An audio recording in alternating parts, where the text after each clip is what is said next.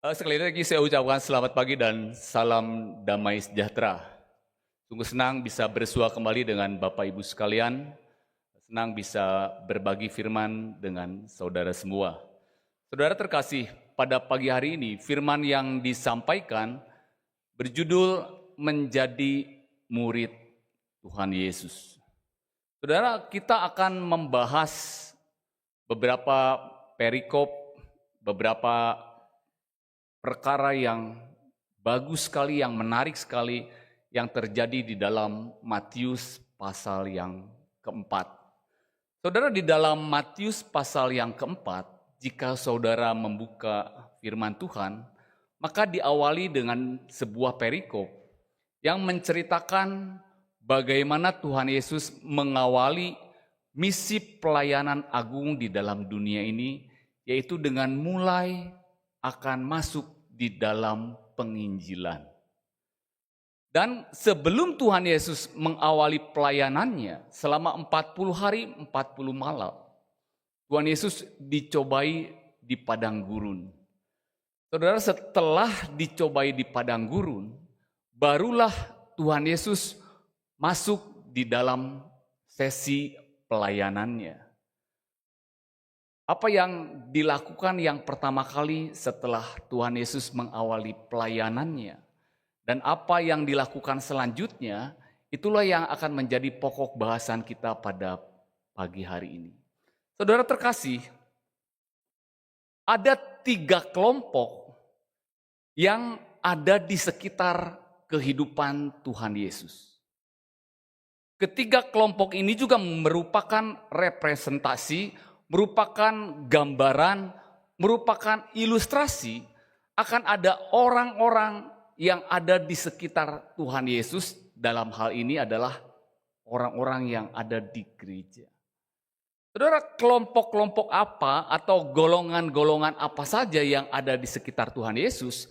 Marilah kita membahas apa yang ada di dalam Matius pasal yang keempat ini. Saudara, kelompok yang pertama, marilah kita membuka Alkitab kita. Matius pasal yang keempat ayat yang ke-9 sampai dengan ayat yang ke-10. Matius pasal yang keempat ayat yang ke-19 sampai dengan ayat yang ke-20. Yesus berkata kepada mereka, "Mari, ikutlah aku dan kamu akan kujadikan penjala manusia." Lalu mereka pun segera meninggalkan jalannya dan mengikuti dia. Saudara terkasih, kelompok yang pertama, orang-orang yang ada di dekat Tuhan Yesus adalah murid-murid Tuhan Yesus. Kelompok yang kedua, marilah kita melihat Matius pasal yang keempat, ayat yang ke-23 sampai dengan ayat yang ke-24. Matius 4, 23, 24. 23, Yesus pun berkeliling di seluruh Galilea. Ia mengajar dalam rumah-rumah ibadat dan memberitakan Injil Kerajaan Allah, serta melenyapkan segala penyakit dan kelemahan di antara bangsa itu. Maka tersiarlah berita tentang dia di seluruh Syria, dan dibawalah kepadanya semua orang yang buruk keadaannya, yang menderita pelbagai penyakit dan sengsara, yang kerasukan, yang sakit ayan, dan yang lumpuh. Lalu Yesus menyembuhkan mereka. Saudara, kelompok yang kedua, saudara, di sini dikatakan ketika Tuhan Yesus berada di bait Allah, ketika Tuhan Yesus mengajar di sinagog, di rumah-rumah ibadat, tentu saja berisi dengan orang-orang Yahudi yang mempunyai tujuan untuk beribadat. Tetapi firman Tuhan menyampaikan dan menggambarkan, ternyata ketika Tuhan Yesus beribadat, juga ada kelompok orang-orang yang datang dengan mempunyai motivasi dan kepentingan pribadi. termasuk tentu saja untuk mendapatkan kesembuhan, mendapatkan kelepasan, lepas dari kelemahan-kelemahan. Ada pula yang ingin mendapatkan keuntungan dengan datang beribadah kepada Tuhan. Kelompok yang kedua adalah orang yang datang dengan mempunyai motivasi untuk kepentingan pribadi. Kita akan melihat kelompok yang ketiga. Matius pasal yang keempat ayat yang ke-25. Ayat Matius 4:25 berbunyi demikian. Maka orang banyak berbondong-bondong mengikuti dia. Mereka datang dari Galilea, dari Dekapolis, dari Yerusalem, dan dari Yudea, dan dari seberang Yordan. Kelompok yang ketiga adalah orang banyak yang mengikuti Tuhan Yesus. Saudara, mungkin kalau zaman sekarang orang lebih paham gambaran ini adalah follower, pengikut Tuhan Yesus. Ya, tahu dengan jelas apa yang dilakukan oleh orang tersebut. Dia itu ada di mana, dia itu sedang melakukan apa. Mereka tahu, saudara. Mereka bisa datang ke tempat itu, tapi mereka juga bisa tidak perlu untuk datang ke tempat itu. Seringkali banyak di antara kita yang juga menjadi follower. Tahu segala sesuatunya, tetapi kita tidak perlu untuk dekat, tidak perlu untuk datang bertemu dengan Tuhan Yesus. Saudara terkasih, pada pagi hari ini ada 3 kelompok yang datang untuk bertemu dengan Tuhan Yesus di tempat ini, saudara. Di manakah posisi kita pada saat ini ketika kita datang ke tempat ini beribadah untuk bertemu dengan Tuhan Yesus? Apakah kita menempatkan diri kita sebagai murid Tuhan Yesus? Apakah kita mempunyai motivasi, kepentingan, keuntungan untuk diri sendiri ketika kita datang untuk beribadah yang tujuannya dalam tanda kutip bertemu dengan Tuhan Yesus? Atau saudara, apakah kita hanya sekedar menjadi seorang pengikut follower Tuhan Yesus? Hanya sekedar orang yang ingin tahu apa yang terjadi, apa yang berbeda, acara apa, tetapi tidak mempunyai pengalaman pribadi dengan Tuhan Yesus. Saudara terkasih, tentu saja kita ingin menempatkan posisi kita ini sebagai murid Tuhan Yesus. Kalau saya sampaikan kepada Bapak Ibu sekalian, Bapak Ibu adalah orang yang punya motivasi tersendiri, punya kepentingan terselubung untuk datang ke tempat ini. Nyahlah saudara. Tuhan Yesus seringkali berkata demikian, saudara. Ketika orang Farisi, orang Saduki, orang-orang datang, Tuhan Yesus berani berkata, nyahlah engkau. Karena motivasimu, tujuanmu adalah untuk kepentingan dirimu sendiri. Kalau saya berkata seperti itu, apakah saudara mau datang ke tempat ini lagi? Belum tentu, saudara. Kita seringkali menganggap bahwa kita adalah murid-murid Tuhan Yesus. Kita adalah anak Tuhan Yesus, biji mata Tuhan Yesus sendiri. Apalagi kalau kita dikelompokkan kepada kelompok yang ketiga. Kelompok yang hanya ikut-ikutan saja.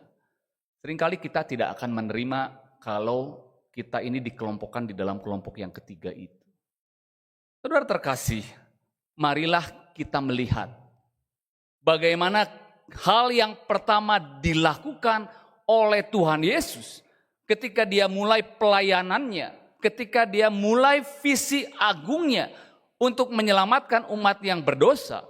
Maka hal yang pertama dilakukan adalah mencari murid.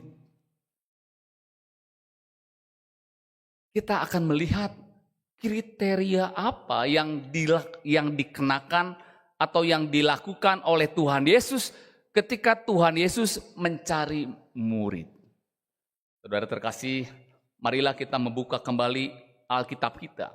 Ada 4 poin menjadi murid Tuhan Yesus. Apa yang menjadi kriteria dari Tuhan Yesus ketika mencari muridnya? Matius pasal yang keempat, ayat yang ke-18 sampai dengan ayat yang ke-19. Matius 4, 18, 19. Yesus memanggil murid-murid yang pertama. 18. Dan ketika Yesus sedang berjalan menyusur danau Galilea, ia melihat 2 orang bersaudara, yaitu Simon yang disebut Petrus dan Andreas saudaranya. Mereka sedang menebarkan jala di danau sebab mereka penjala ikan.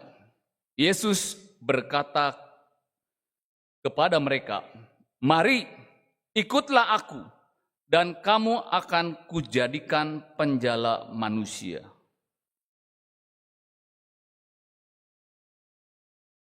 Saudara, saya akan mencoba membuka wawasan kita bersama supaya kita bisa mendapatkan gambaran dari ayat yang seharusnya sederhana.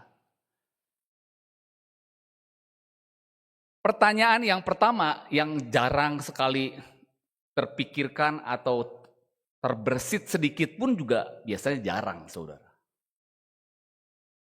Pertanyaan pertama ini adalah, mengapa Tuhan Yesus mencari murid-muridnya yang pertama ini di Galilea?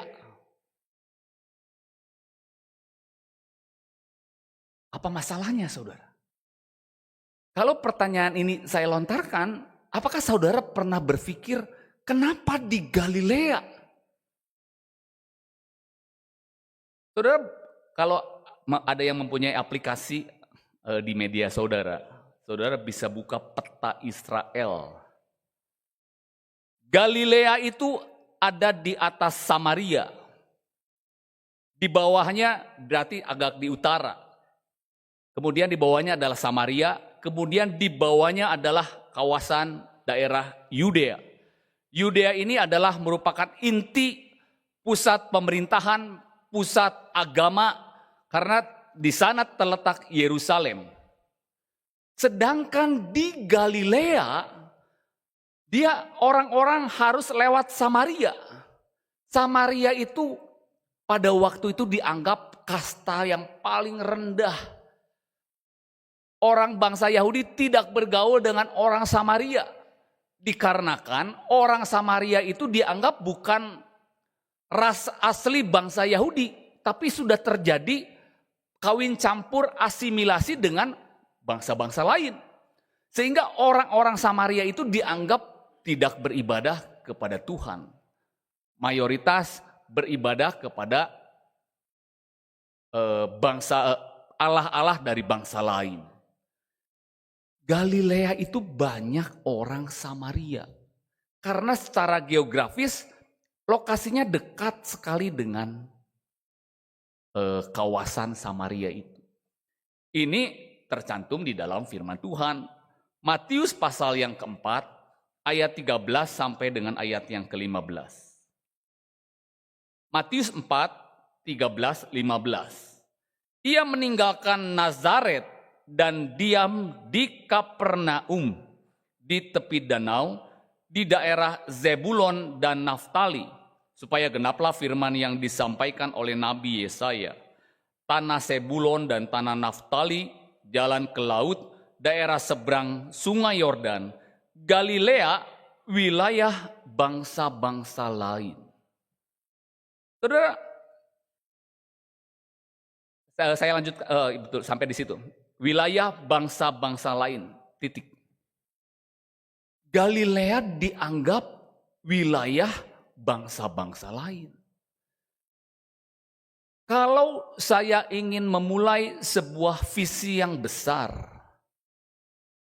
kalau saya ingin memulai investasi yang besar,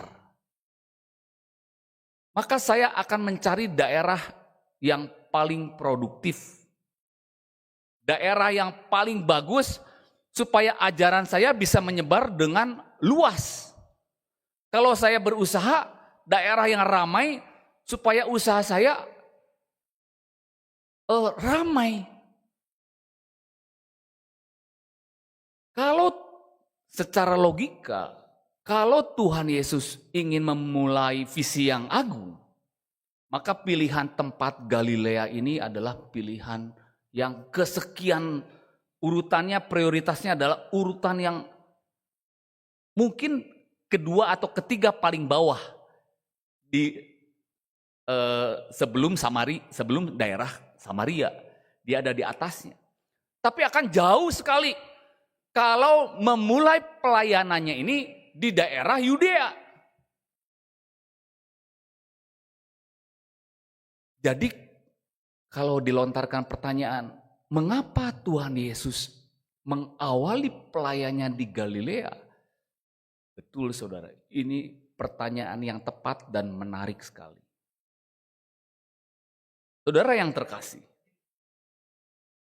panggilan untuk menjadi murid-muridnya, Tuhan Yesus ingin menggambarkan bahwa untuk menjadi murid Tuhan Yesus, dia itu tidak mengenal suku, dia itu tidak mengenal ras, dia itu tidak mengenal bangsa. Siapapun bisa menjadi murid Tuhan Yesus. Ketika Tuhan Yesus melihatnya, kemudian berbicara kepadanya, mengajaknya, orang tersebut mau. Dia berasal dari suku apapun, berasal dari ras apapun, siapapun bisa menjadi murid Tuhan Yesus.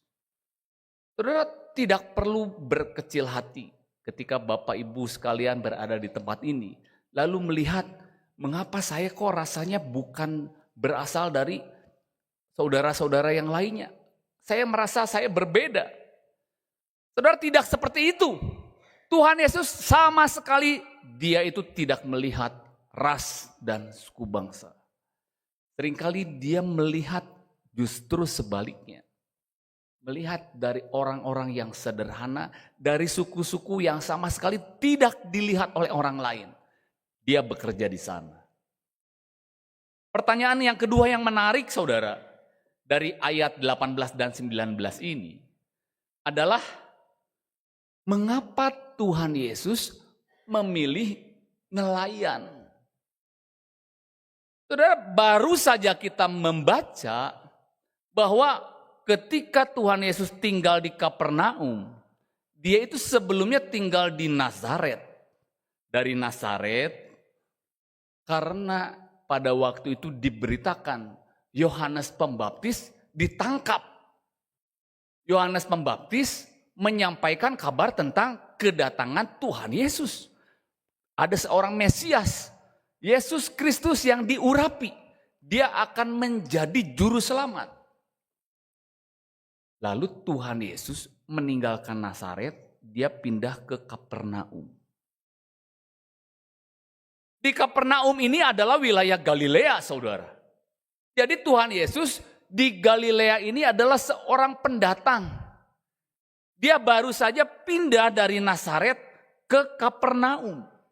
Firman Tuhan lalu menggambarkan mulailah dia pelayanannya. Ketika mulai pelayanannya, jalan-jalan, ketemu seorang nelayan. Saudara, kalau nelayan seperti apa saudara? Apakah seperti saya yang gagah seperti ini saudara? Pakai jas, pakai dasi. Nelayan itu jangan-jangan dia gak pakai baju saudara. Dia baru saja berlayar, jangan-jangan wajahnya kuyu. Semalam-malaman dia itu bekerja. Mungkin banyak beleknya, mungkin belum sikat gigi. Wah, sama sekali tidak menjadi prioritas. Kalau saya ini mencari kolega, mencari marketing, mencari sales production, supaya produk saya ini bisa dijual dan saya ini akan mendapatkan banyak pengikut. Nelayan ini jangan-jangan kembali menjadi urutan yang paling bawah, yang kesekian. Yang dipilih ketika seharusnya Tuhan Yesus mencari murid-muridnya. Latar belakangnya apa sih Tuhan Yesus? Tuhan Yesus latar belakangnya dia tinggalnya, lahirnya di Bethlehem, tinggal di Nazaret. Nazaret nggak sama sekali, tidak ada kawasan yang ada sungainya, yang ada lautnya. Dia itu backgroundnya ada pekerjaannya tukang kayu. Anggaplah tukang mebel, saudara. Anggaplah dia anemer atau pemborong kecil-kecilan, saudara gambar membayangkannya ya mungkin mirip seperti ini. Sehingga kalau saya ingin memperluas pekerjaan saya atau mulai pelayanan saya akan cari orang-orang yang bisa ngeklik dengan saya. Oh, saya akan ajak mandor saya akan ajak pegawai-pegawai saya akan ajak atasan saya, supplier saya, orang-orang yang pernah berhubungan dengan saya. Betul kan? Bagaimana saudara ingin mencari kolega yang saudara temukan di jalan. Kemudian dengan latar belakang yang sangat berbeda. Lalu kalau pertanyaan itu dilontarkan kembali. Kenapa Tuhan Yesus memilih seorang nelayan? Bukankah hal itu tidak masuk akal, saudara? Dengan latar belakang dari Tuhan Yesus itu sendiri. Saudara terkasih. Ini Tuhan Yesus ingin menunjukkan bahwa kerajaan Allah itu terbuka untuk semua orang. Dia tidak hanya untuk kalangan eksklusif, untuk kalangan yang elit keagamaan, kemudian yang mempunyai high class atau kedudukan sosial yang tinggi. Supaya saya bisa mendapatkan keuntungan yang banyak, saya akan cari orang-orang dengan kriteria dia punya kedudukan sosial yang tinggi, yang kaya, yang banyak uangnya. Itu bisa menjadi jaminan keberhasilan kan? Tuhan Yesus tidak melihat hal itu. Dia kesampingkan sama sekali. Dia pilih orang yang paling sederhana yang dia lihat. Orang nelayan yang baru bekerja. Orang yang sederhana. Saudara, pendidikan tinggi, kepintaran, intelijensi belum tentu menjadi jaminan bahwa kita ini pasti diterima menjadi murid Tuhan Yesus. Jangan minder kalau kita merasa saya tidak punya kemampuan. Saya bukan orang kaya, saya nggak punya kekayaan. Tuhan Yesus sama sekali tidak melihat hal itu, saudara. Bukan kasta saudara, kedudukan saudara, kondisi ekonomi saudara yang membuat Tuhan Yesus memilih kita menjadi murid-muridnya. Saudara, mengapa Tuhan Yesus memilih orang yang paling sederhana? Marilah kita membuka Alkitab kita. 1 Korintus pasal yang pertama, ayat yang ke-26 sampai 29. 1 Korintus pasal yang pertama 26 sampai 29. 26. Ingat saja saudara-saudara bagaimana keadaan kamu ketika kamu dipanggil menurut ukuran manusia, tidak banyak orang yang bijak, tidak banyak orang yang berpengaruh, tidak banyak orang yang terpandang. Tetapi apa yang bodoh bagi dunia dipilih Allah untuk memalukan orang-orang yang berhikmat. Dan apa yang lemah bagi dunia dipilih Allah untuk memalukan apa yang kuat. Dan apa yang tidak terpandang dan yang hina bagi dunia dipilih Allah. Bahkan apa yang tidak berarti dipilih Allah untuk meniadakan apa yang berarti. Supaya jangan ada seorang manusia pun yang memegahkan diri di hadapan Allah. Ketika kita menganggap kita dipilih untuk menjadi murid Tuhan Yesus, tidak ada faktor di dalam diri kita yang bisa mengakibatkan kita ini bermegah, sombong. Saya ini menjadi pelayan Tuhan, saya aktif di gereja, Saudara, semuanya itu adalah kasih anugerah Tuhan yang sudah memilih kita untuk berada dekat dengan Tuhan Yesus. Saudara, faktor yang kedua, saudara, marilah kita melihat Lukas pasal yang kelima, ayat 2 sampai dengan ayat yang kelima. Lukas pasal yang kelima, ayat 2 sampai dengan ayat yang kelima. Demikian bunyi firman Tuhan, ia melihat 2 perahu di tepi pantai. Nelayan-nelayannya telah turun dan sedang membasuh jalannya.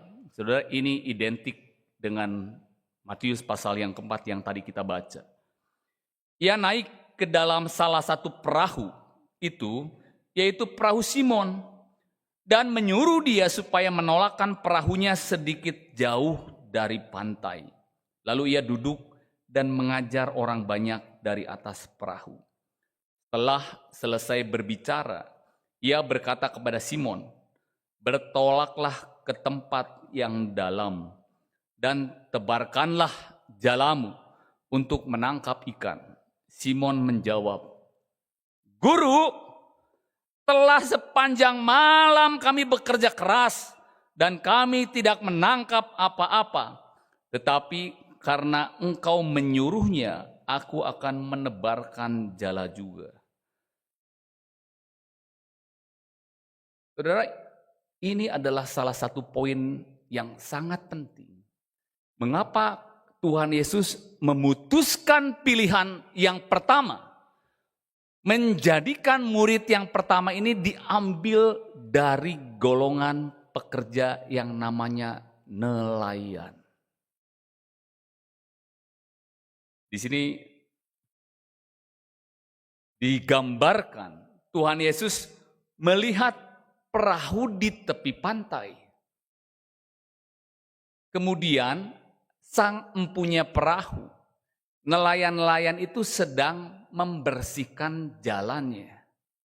Jalannya isinya apa, saudara? Apa isi dari jala yang sedang dibersihkan itu? Tidak ada isinya. Jadi nelayan itu adalah nelayan yang sudah bekerja sepanjang malam. Mungkin dia berangkat jam 7, jam 8, kemudian dia tebarkan jalannya di sini, dia tebarkan jalannya di sana, tidak mendapatkan hasil. Lalu dia alihkan perahunya lagi, saudara. Dia cari lagi ke tempat yang lain. Dia sebarkan ke kiri dan ke kanan. Tetapi sampai pagi, jala itu tidak berisi apa-apa. Kembalilah mereka dengan tangan kosong. Dan pada saat itulah, saudara, Tuhan Yesus bertemu dengan mereka. Yang tadi saya gambarkan. Bagaimana kondisi orang yang seperti itu? Bekerja semalam-malaman. Orang lain tidur, dia bekerja. Angin badai, dia terpa, dia hadapi. Tetapi ketika pulang, zong. Kosong, gak bawa apa-apa. Orang yang mukanya kusut, lusuh, karena tidak bisa membawa apa-apa untuk keluarganya. Bertemulah dengan Tuhan Yesus. Lalu Tuhan Yesus berkata, "Saya pinjam perahunya ya. Ayo kita maju sedikit ke depan. Saya mau pinjam." Waduh. Ini orang ngajak berantem ya. Ini baru pulang, ini lagi bersihin jala, nggak dapat apa-apa. Lalu ketemu dengan seseorang yang tidak mereka kenal, saudara. Mungkin ini orang yang baru pertama kali mereka lihat. Lalu ingin meminjamnya. Emang lu punya duit berapa? Lu mau pinjam perahu gue? Mungkin begitu ya. Kalau mau pinjam, ini saya nggak dapat apa-apa nih. Saya nggak punya apa-apa. Kebenaran, kamu mau pinjam, kamu bayar. Apa Tuhan Yesus punya duit, saudara? Mungkin Tuhan Yesus, mungkin saudara, karena tidak tercantum. Saya akan menyampaikan kabar baik tentang kerajaan Allah. Ini orang saudara boleh bayangkan dan imajinasikan saudara. Udah kerja semalam-malaman, udah gak dapat apa-apa. Perahunya mau dipinjam. Untuk apa? Untuk menyampaikan kerajaan Allah. Kerajaan Allah apa saudara? Ada kemungkinan mereka itu belum pernah dengar tentang hal itu. Omong kosong apa lagi yang terjadi di dalam kehidupan saya. Sehingga ada orang yang ingin memanfaatkan saya. Fasilitas saya ingin digunakan untuk menyampaikan kerajaan Allah. Padahal usaha saya lagi susah. Ekonomi saya nggak dapat apa-apa, saya nggak punya apa-apa. Tapi saya ingin digunakan untuk menyampaikan kabar tentang kerajaan Allah. Hal yang wajar adalah ditolak. Di reject saudara. Sana. Saya lagi sibuk. Saya nggak dapat apa-apa. Tapi saudara bisa melihat luar biasa nelayan sehingga akhirnya Tuhan Yesus memilih nelayan ini menjadi muridnya. Ayo kita akan pergi agak jauh saudara. Pergilah mereka agak jauh, lalu Tuhan Yesus berbicara kepada orang-orang yang ada di tepi pantai. Apakah saudara pernah ada yang ke pantai? Ada ya, masa sih gak ada yang pernah ke pantai saudara? Saudara ada di tepi pantai, coba saudara bicara pada 20 orang yang ada di sekitar di pantai itu. Coba saudara bicara saja. Apakah mereka itu bisa mendengarkan suara saudara? Belum tentu. Tempatnya luas sekali. Nggak ada akustiknya. Nggak ada mic-nya. Nggak ada speakernya. Bagaimana bisa mereka berbicara kepada banyak orang yang ada di tepi pantai? Anehnya Tuhan Yesus curuhnya mereka agak jauh lagi saudara. Coba saja saudara mundur agak jauh dari pantai saudara berenang ya 50-100 meter. Karena kalau terlalu dekat dia akan berhenti, agak jauh lah mereka perahunya dia akan stabil. Lalu saudara mulai berbicara. Apa orang-orang di tepi pantai itu bisa dengar saudara? Siapa yang bisa dengar ketika Tuhan Yesus berbicara? Siapa yang bisa dengar? Yang bisa dengar adalah sang nelayan yang ada di perahu. Ketika mendengar perkataan Tuhan Yesus, tergeraklah hati sang nelayan. Apakah orang-orang di tepi pantai itu tergerak hatinya? Enggak ada saudara diceritakan demikian. Tetapi ketika Tuhan Yesus berkata, ayo kita pergi ke laut yang dalam. Tebarkanlah jalamu ke kiri dan ke kanan. Barulah mereka melakukan penolakan. Tidak Bapak, tidak Tuhan, tidak Guru. Omong kosong. Tukang mebel, tukang kayu mau ngajarin nelayan untuk menangkap ikan. Sama saja bohong. Tapi yang terjadi adalah luar biasa. Kiri dan kanan penuh dengan ikan. Apa yang ingin digambarkan oleh Tuhan Yesus? Nelayan hanya sekedar profesi saudara. Tetapi inti dan maknanya, Tuhan Yesus memilih orang yang tekun. Orang yang mau bekerja dengan keras. Seorang pekerja keras. Dan seorang yang sabar. Dia sabar ketika dia menebarkan jalannya. Dia tidak mendapatkan apa-apa. Dan yang lebih hebat lagi, saudara, nelayan itu melakukan pekerjaannya sepenuh hati. Kalau kita ini adalah orang yang tekun, orang yang mau bekerja keras, orang yang sabar, dan di dalam pekerjaan saya mencurahkan hati saya untuk pekerjaan saya. Saudara terkasih, camkan ini. ada kemungkinan Tuhan Yesus memilih saudara sebagai muridnya. Kalau saudara ingin menjadi murid Tuhan Yesus, saudara berarti harus bekerja keras, harus tekun, harus sabar, dan satu lagi harus mencurahkan segenap hati untuk bekerja di ladang Tuhan Yesus. Nelayan cocok menghadapi badai, ombak, ada tantangan yang besar. Ya, ketika menyampaikan ajaran, pergi ke sini ke sana, ada tolakan, ada kemudian ada masalah. Dia itu sanggup untuk menghadapinya karena di dalam pekerjaannya dia sudah terbiasa untuk menghadapi badai percobaan. Apakah Tuhan Yesus hanya memilih nelayan? Tidak, saudara. Matius 9 ayat 9 sampai 10. Matius 9 ayat 9 sampai 10. Setelah Yesus pergi dari situ, ia melihat seorang yang bernama Matius duduk di rumah cukai. Lalu ia berkata kepadanya, "Ikutlah aku." Maka berdirilah Matius lalu mengikut dia. Matius ini seorang tukang pajak.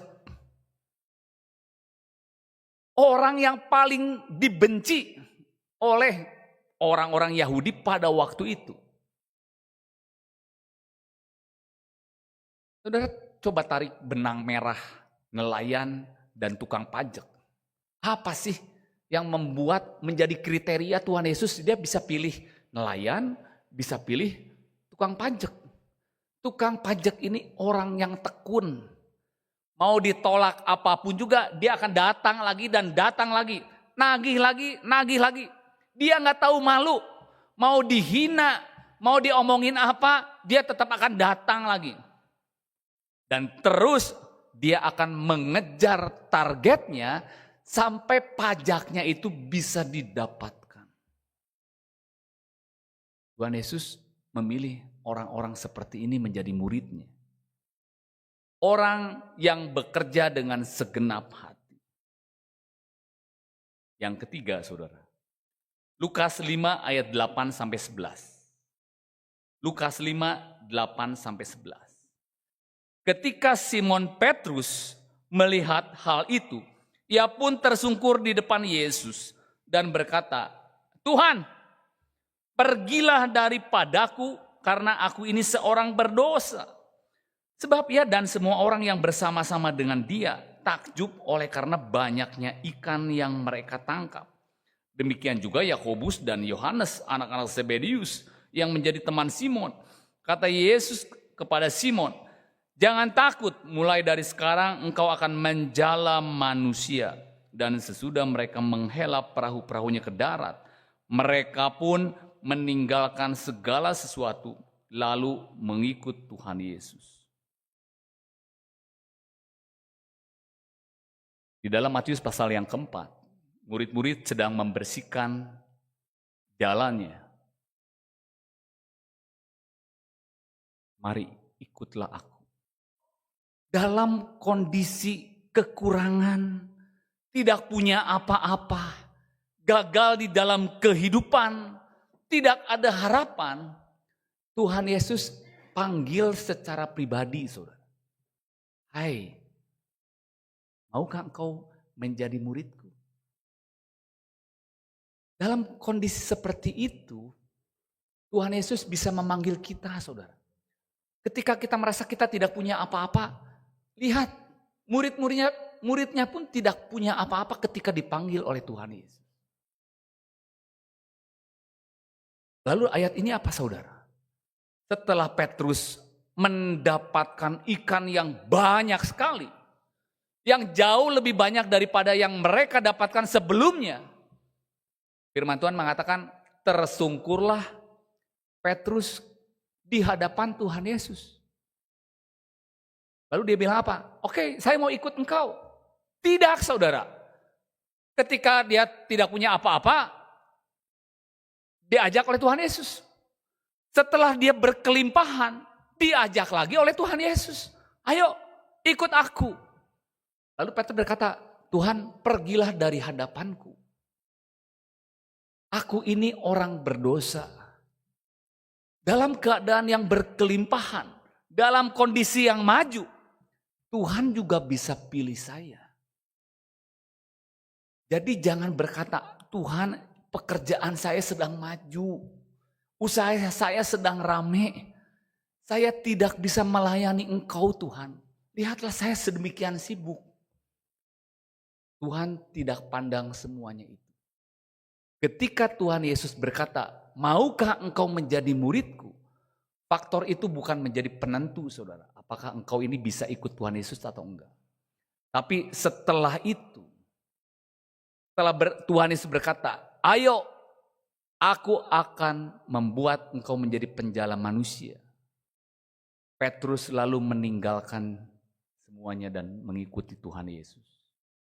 Saudara terkasih, dalam kondisi apapun, bagaimana keadaan kita saat ini, kalau Tuhan Yesus panggil kita dan kita mau, kita bisa menjadi muridnya. Yang terakhir saudara, Markus pasal yang pertama, ayat 17 sampai 18. Markus 1, 17, 18. Yesus berkata kepada mereka, mari ikutlah aku dan kamu akan kujadikan penjala manusia. Lalu mereka pun segera meninggalkan jalannya dan mengikuti dia. Saudara terkasih, hidup bersama dengan Tuhan Yesus berarti harus berjalan bersamanya setiap hari. Kalau saudara menjadi murid Tuhan Yesus, camkan ini saudara. Kalau saudara mau hidup bersama dengan Tuhan Yesus, saudara harus berjalan bersama Yesus setiap hari. Lalu saudara bisa melihat bagaimana cara hidup Tuhan Yesus itu. Dan belajar dari Tuhan Yesus ketika dia menghadapi masalah, dia bersikap apa sih? Dia berlaku apa sih? Kalau tidak mau mengikuti belajar dari kehidupan Tuhan Yesus, jangan mau jadi murid Tuhan Yesus. Kalau saudara belajar sekolah SD saja, saudara menjadi murid SD, saudara maunya sekolah hanya hari Kamis sajalah. Hari Kamis saya mau sekolah bulan ke-1, bulan kedua saya mau sekolah hari Selasa saja. Bulan ketiganya saya mau sekolah hari Senin saja.